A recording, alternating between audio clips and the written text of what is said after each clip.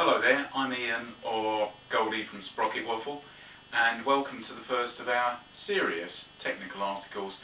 Up until now, Gav or Wet Wipe has done the technical articles for us, and just at this point I'd like to apologise for anyone that's wrecked their bike following any of his advice. I thought it was about time that we addressed that, so actually I'm going to do a proper job on this bicycle, and hopefully that will be of use to you. So what am I going to do? Well, my old mountain bike, and the bottom bracket is past its best. Getting some real horrible clicking as I'm pedalling, and it's been just getting steadily worse over time. So the time has come to pay up, look big, and change the bottom bracket, which is what I'm going to do this afternoon. So, bottom bracket, what's that? Bottom bracket is the bearing assembly that fits right into the bottom of the frame here, that secures the two pedals together and lets them spin round. And there's various systems that you get for this. On this bike it's a cartridge bottom bracket, and what that means is literally all your bearings, your shaft, everything is all in one very easily removed cartridge, and that's kind of a norm, to be honest with you. Even though I'm doing this job on a mountain bike, you'll find that it's broadly similar on a road bike with a cartridge bottom bracket as well. So what we're doing here applies directly to your road bike that's got a cartridge bottom bracket. There are different systems on older bikes, and dare I say it, cheaper bikes. There are sort of old cup and cone systems that just a couple of cones and ball bearings, like you used to find in headsets and stuff like that. But I reckon the majority of bikes you'll find will have a cartridge on them these days, so that's what we're going to take out. So, job is in a few stages, and the first thing I'm going to do is I'm going to take the chain off. You don't have to take the chain off to do this job, but I think it makes it easier, and this chain's got a quick link in it which allows me to separate it really easily without tools. In fact, you can see I've already separated it, so it's going to come off very easily. Then we're going to take the crank arms off, which is really easy. Then we're going to release the bottom bracket, take the old bottom bracket out, make sure everything's clean in there, and put a new one in. So it's a really easy job. Once that's all together, then, as a Haynes manual would say, just reverse the procedure. Crank arms, pedals back on, chain back on, out on the road and test it. So, without further ado, let's take the chain off and get on with the job. Okay, to take the crank arms off, they're secured with a couple of hex bolts in the middle here. There are other systems that you find that sometimes you just get a standard sort of 14mm bolt that secures them. These are secured with an 8mm hex bolt, so I'm just going to take them off with an Allen wrench. Standard threads on these. What you will find as you work through this job is that certain parts of the components have a reverse thread on them, so they undo the normal way to the way that you'd expect them to. But for your crank arms you've got a standard thread on there, so let's just take those off. And just remember, for a standard thread, righty-tighty, lefty-loosey. So there we go, that's that one loose. Now, top tip for you. When you take these bolts out, there is a little washer, okay? So when you take the bolt out, there is a little washer there, okay? Don't lose it. Don't drop it, because then you'll spend all afternoon chasing around the garage floor looking for it. And I know, because I've done that. So, once your crank arm is loosened, you now need to get it off of the splines that it's sitting on.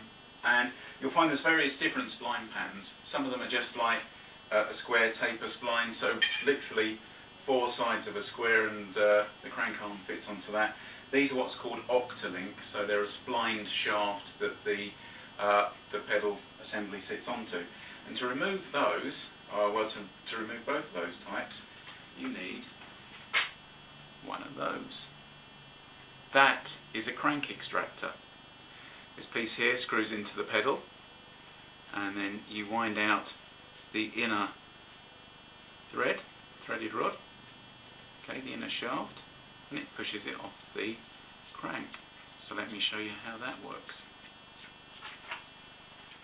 Okay, so the first thing I do with my crank extractor is make sure that the inner shaft is wound all the way out and that the little end piece is flush with the end of the tool. I'm going to take the tool and thread it just hand tight into the thread in my pedal. Now conveniently, it's just hand tight. Conveniently, this also uses the same 8mm hex wrench that I used to take the pedal off. So what I do is just insert that, wind it in, just till it touches.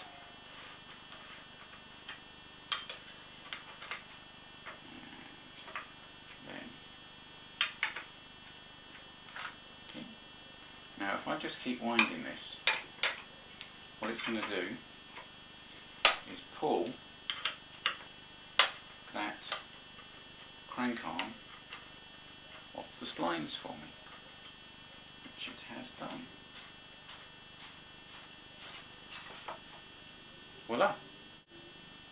Okay, so exactly the same procedure for the other side. Remember, a standard thread on both sides. So literally you're just going to undo the other side in the same way. So I'm just going to whip the other crank arm off, and then I'm going to come back and take the bottom bracket out. So here is my bottom bracket. Okay, my bottom bracket, this is the shaft that runs through the middle of it, and the bearings are in a housing that's buried in here. Now this housing is held in with a plastic collar on this side, and actually by the housing itself screwing into the frame from the other side.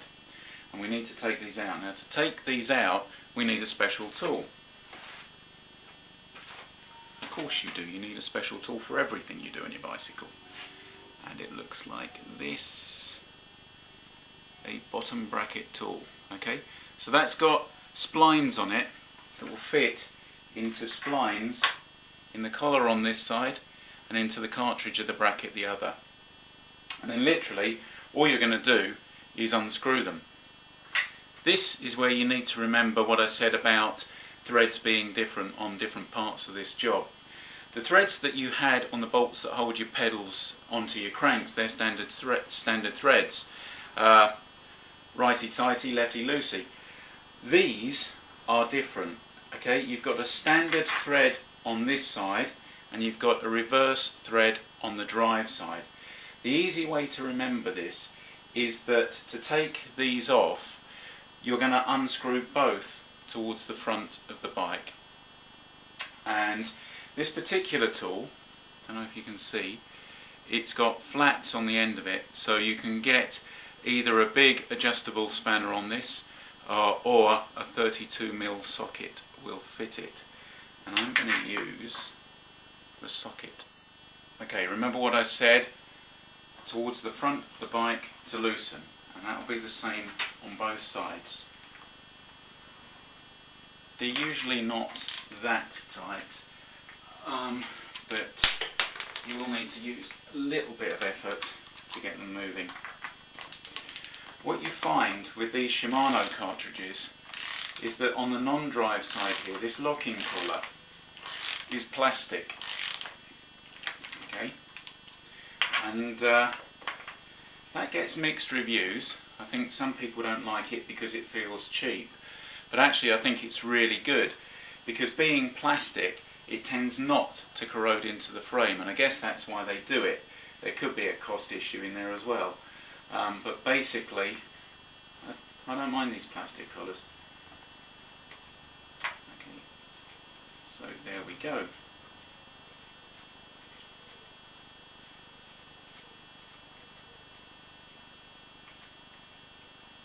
Very fine thread on these as well. Okay, there you go. That's my locking collar.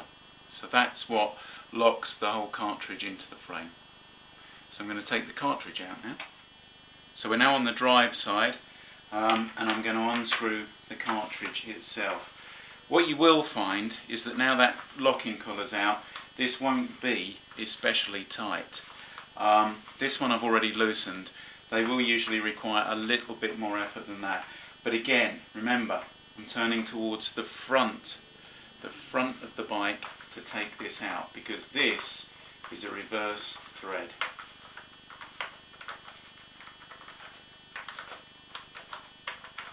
Left-handed thread, or whatever you want to call it. That's loose.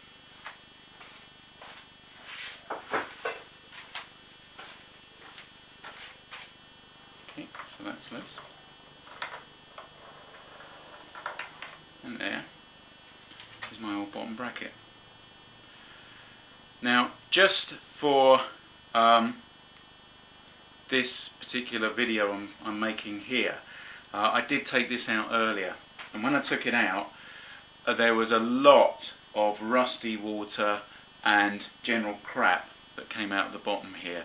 It wasn't half as clean as it is now, and I don't know if you can see it, but on the body of the cartridge, it was very, very corroded. In fact, it was so corroded, it corroded off all the markings that told me what size it was. But I just happen to have been able to measure it, and what we've got here is a 73 by 113. So two measurements you need to know when you buy your bottom bracket cartridge. That first one, 73, relates to the width of the bearing shells. Okay? The easiest way to measure that, measure the width of your frame at the bottom bracket. Okay? You'll find that they're usually either 73, 68, something like that, but make sure you measure it accurately.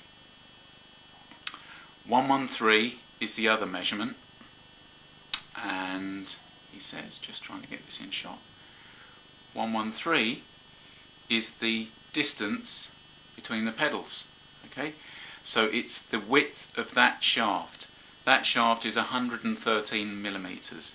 So my replacement bottom bracket needs to be an Octalink, because that's the type of fitting I've got on the crank arms, 73 by 113, and I've got one of those sitting on my workbench, which I'll go and get.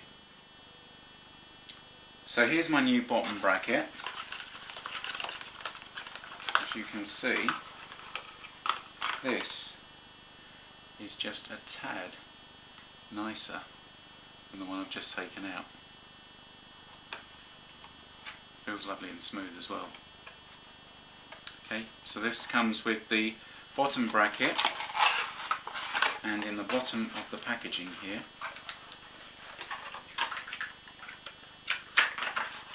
the locking collar. Okay, so collar's going to go on the non-drive side, and the bracket is going to screw in from the drive side.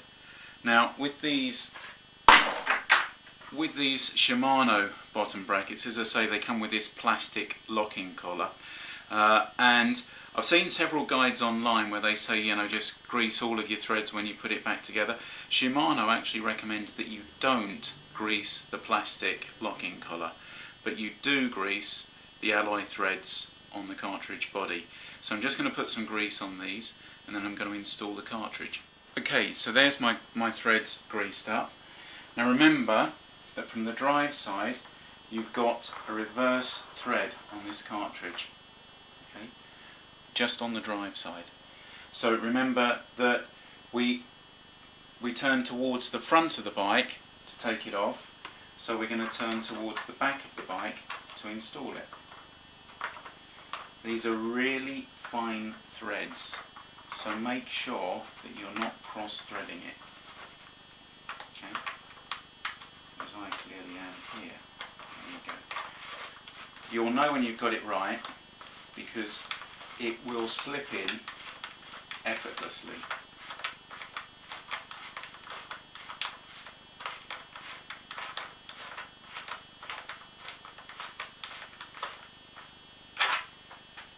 Okay, so that's installed. I'm going to torque this up in a minute, but what I'm going to do is I'm just going to install the locking collar loosely before I do that. So here's my new locking collar. Lovely and clean.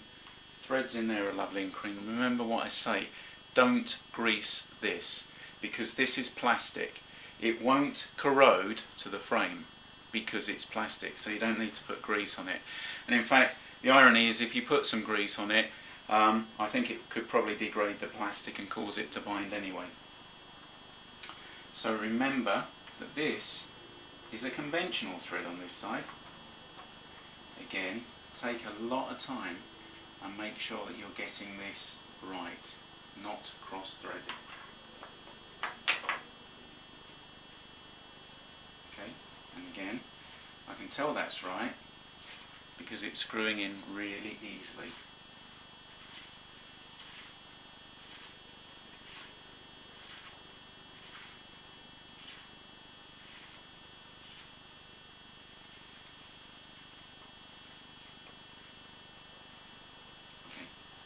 Beginning to tighten down now, just getting to the stage where I'll need to get something more than a little bit of hand pressure on there.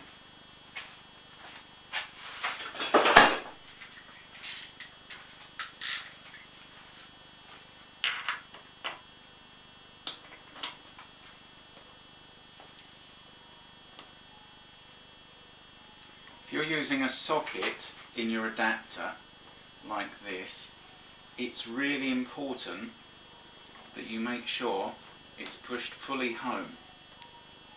The adapter, rather, is pushed fully home. So just try and keep all this nice and aligned. He's just locking his workstand.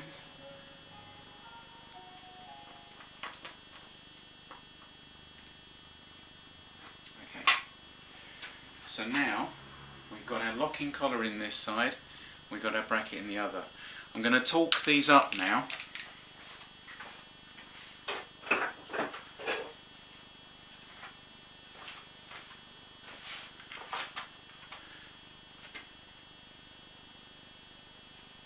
And the torque specification for these is 50 to 70 Newton meters.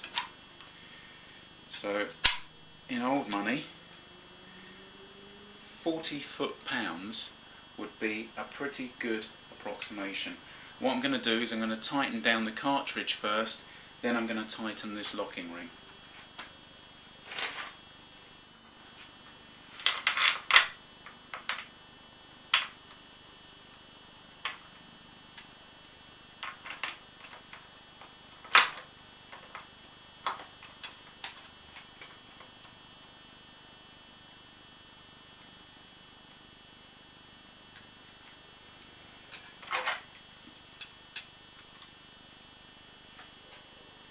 Okay, so that's the cartridge tightened.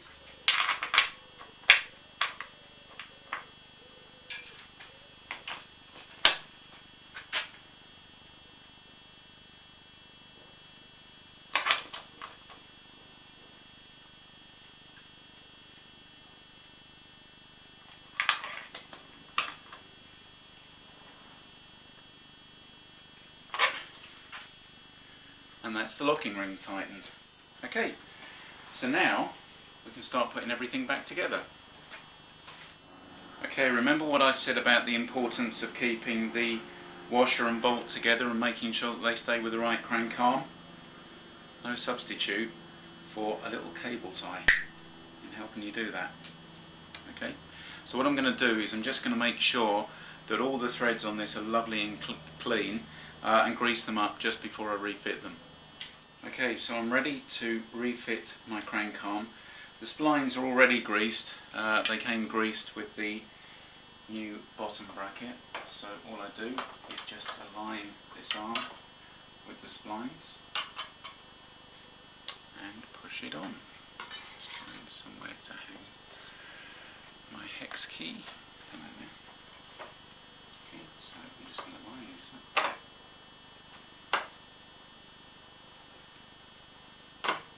There we go. Okay, so that's, let me just reposition this. There you go. And we'll go a little bit wider. There you go. Okay. So even though the arm is on, it's not fully pulled down yet.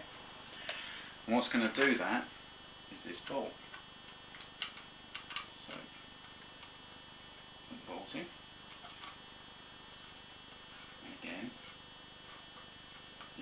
very light resistance.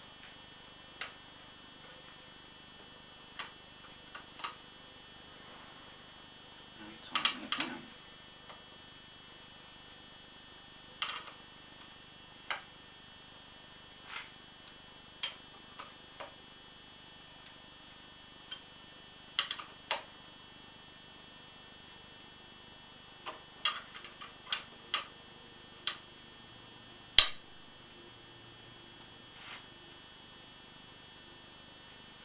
Okay, and now I'm going to fit the other side. Okay, so obviously one big consideration when you put the other side on is you need to make sure it's at 180 degrees to the crank that you just fitted, otherwise your pedalling is going to feel very wrong indeed. So let's just make sure.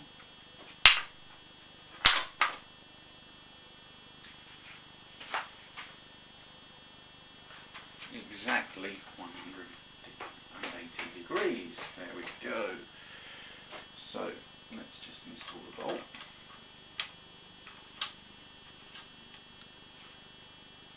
Get my hex key.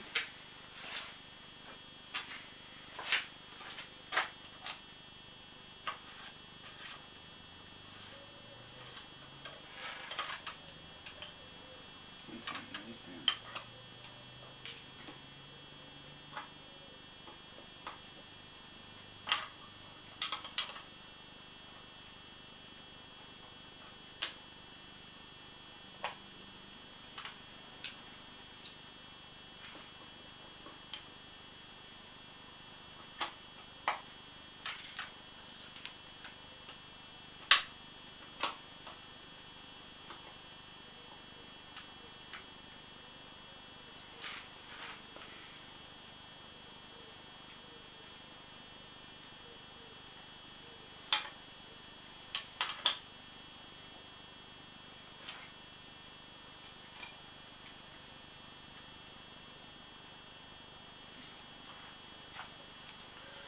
Okay, nice and tight.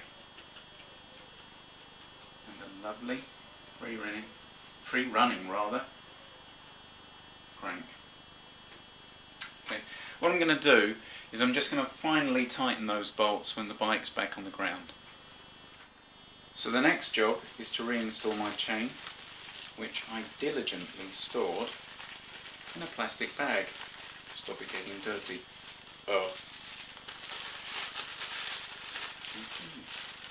Now what I've got in here is I've got my chain and I've got the quick link on me as well. So let me just reach in. If you've not seen these things before, get one. Now, okay, see how that works? Just a broken link, a link for your chain in two parts, and it joins your chain really quickly and without tools. And I think they're great because the alternative to using these is to use a rivet that you have to push into the chain.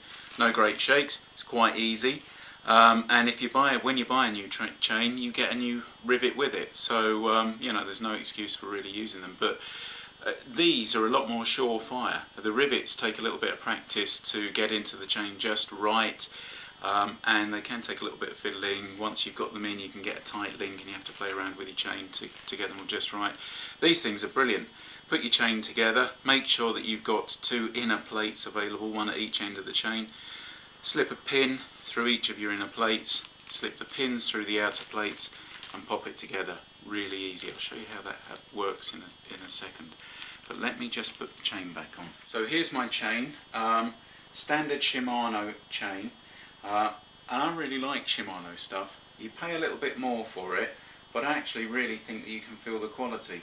And especially when you're fitting the chain, you know, they come with really good instructions, such as make sure the lettering is on the outside, not on the inside. I know that's probably just a personal thing, and doesn't really matter that much, but I just like stuff like that. So the way we're going to begin putting the chain back on is over the bottom jockey wheel. Okay, so there we go. I've just noticed we've got that in the way. Let's take that out. Okay, so over the bottom jockey wheel. Okay. And then we're going to feed the chain through Now this is a bit of a fiddle, especially with a well-oiled chain that will be slipping about all over the place. So I'm just going to put my foot down there to catch it. And then feed it through there. And we go under the front jockey wheel as well. Okay. And once we're under the front jockey wheel, we bring the chain back and over the rear cassette.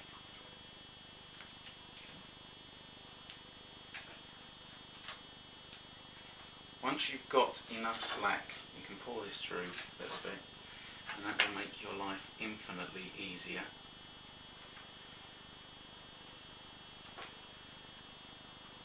Especially when you can get hold of that rear cassette. Okay, so under the bottom jockey wheel, loop round under the top jockey wheel, then back and over the rear cassette, and then let's just feed it up to the front and over our chain wheel.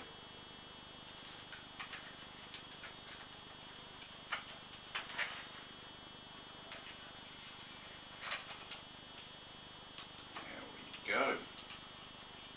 Now, when you've got to this stage, don't be tempted to wind too far with your chain wheel, or you'll pull the chain all the way through and you'll be back to square one.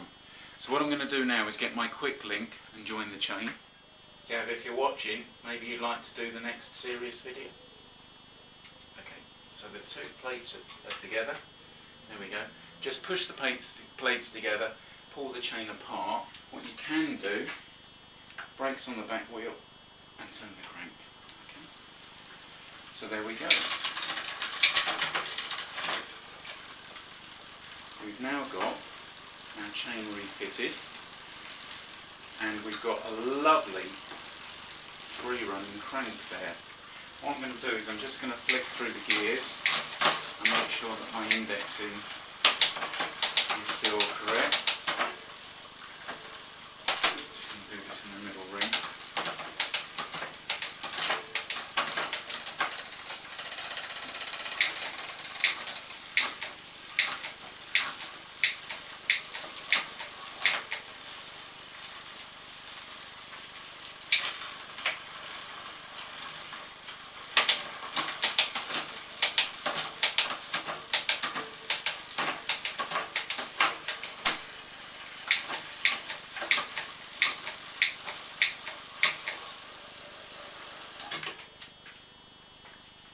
Job done. So there you have it. New bottom bracket installed. A really satisfying sort of job to do, to be honest with you. If I'm honest, a bike shop probably wouldn't charge you that much to do it. You'd probably look at £15 labour or something like that to install the bottom bracket. And you could argue that you're going to spend at least that on the specialist tools to do the job. But the difference being that, especially if you've got a few bikes, you might need to do this a few times, so the tools repay themselves after you've done this twice, to be honest with you. And also, you know, you get the satisfaction of you've been out in the morning riding and you get the afternoon to fettle your bikes, and that's always a good thing in my opinion. So apart from these specialist tools, there's not a lot else that you need to do that, other than just being asked to do it, to be honest with you. Naturally, you wouldn't have to wear an old SMCC jersey or Belgium National Champions jersey to do this. The like with Gav and his yellow-handled hammer doesn't hurt to be stylish. So I hope that's been useful to you, and I hope that you'll come back soon for some of the other videos that we plan to release. Of course, there is the still much awaited Gav's or Wet Wipes How to Shine Your Bell, and I think we're all looking forward to that one. So Wet Wipe, pull your finger out and get it recorded.